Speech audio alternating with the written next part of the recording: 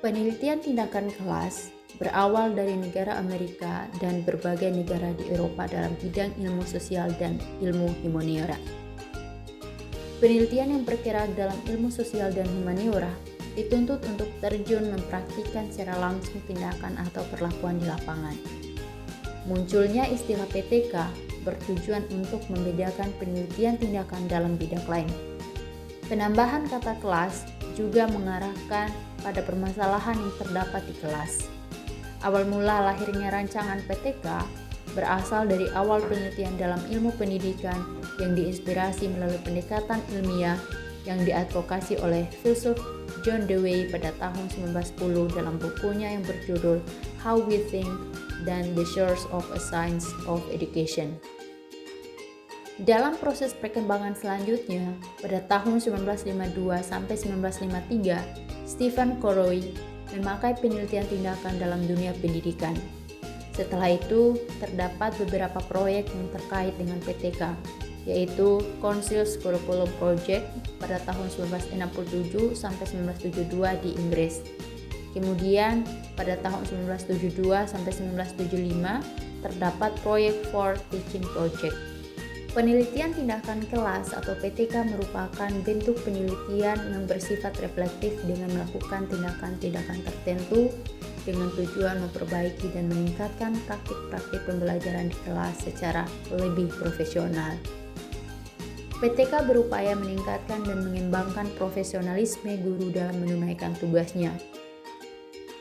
Menurut Miles dan Huberman pada tahun 1984, PTK sebagai penyelidikan yang sistematis yang dilakukan oleh guru dan kepala sekolah untuk mengetahui praktik pembelajarannya. Secara lebih luas, PTK diartikan sebagai penelitian yang berorientasi pada penerapan tindakan dengan tujuan peningkatan mutu atau pemecahan masalah pada sekelompok subjek yang diteliti dan mengamati tingkat keberhasilan atau akibat tindakan. Kemudian diberikan tindakan lanjutan yang bersifat penyempurnaan dengan situasi dan kondisi, sehingga diperoleh hasil yang lebih baik.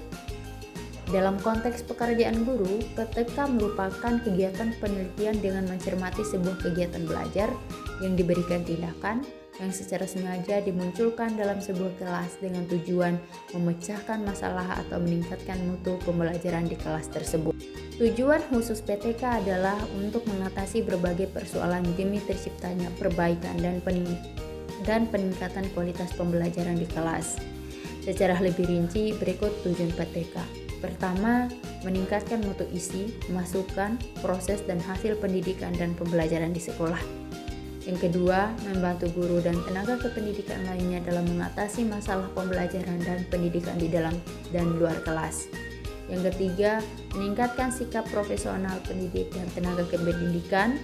Yang keempat, menumbuh kembangkan budaya akademik di lingkungan sekolah sehingga tercipta sikap proaktif di dalam melakukan perbaikan mutu pendidikan maupun pembelajaran secara berkelanjutan.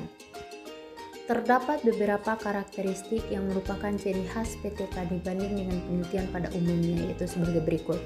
Pertama, PTK merupakan kegiatan yang tidak saja berupaya memecahkan masalah, tetapi sekaligus mencari dukungan ilmiah atas pemecahan masalah tersebut. Yang kedua, PTK merupakan bagian penting upaya pengembangan profesi guru melalui aktivitas berpikir kritis dan sistematis, serta membelajarkan guru untuk menulis dan membuat catatan. Yang ketiga, persoalan yang dipermasalahkan dalam PTK bukan dihasilkan dari kajian teoretik dan penelitian terdahulu, tetapi berasal dari adanya permasalahan nyata dan aktual dalam pembelajaran di kelas. PTK berfokus pada pemecahan masalah praktis, bukan masalah teoritis. Kemudian, PTK dimulai dari permasalahan yang sederhana, nyata, jelas, dan tajam mengenai hal-hal yang terjadi di dalam kelas. Menurut Subiantoro pada tahun 2009, terdapat beberapa prinsip yang perlu diperhatikan dalam pelaksanaan penelitian tindakan kelas, yaitu sebagai berikut. Pertama, tidak boleh mengganggu kegiatan guru mengajar di kelas. Yang kedua, metode pengumpulan data yang digunakan tidak menuntut waktu yang berlebihan sehingga mengganggu proses pembelajaran. Oleh karena itu, sejauh mungkin harus digunakan prosedur pengumpulan data yang dapat ditangani sendiri oleh pendidik, sementara harus tetap aktif berfungsi sebagai guru yang bertugas secara penuh.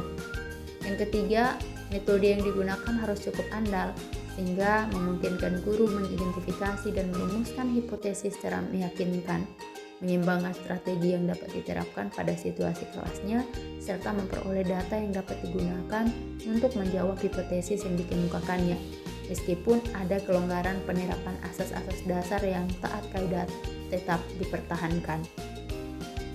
Kemudian selanjutnya, masalah penelitian yang diangkat oleh pendidik seharusnya merupakan masalah yang memang benar-benar merisaukannya dan bertolak dari tanggung jawab profesionalnya.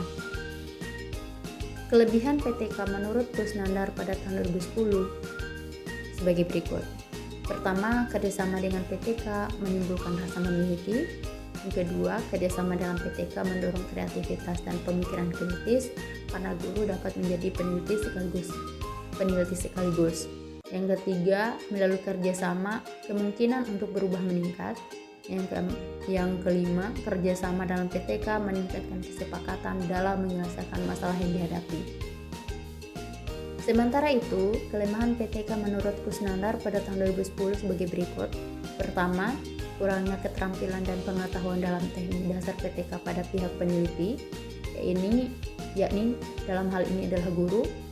Kemudian, PTK adalah penelitian yang berangkat dari masalah praktis yang dihadapi oleh guru, dengan demikian simpulan yang dihasilkan tidak bersifat universal. Kemudian yang ketiga, berkenaan dengan waktu karena PTK memerlukan komitmen penelitian untuk terlibat dalam prosesnya. Faktor waktu ini dapat menjadi kendala yang cukup besar.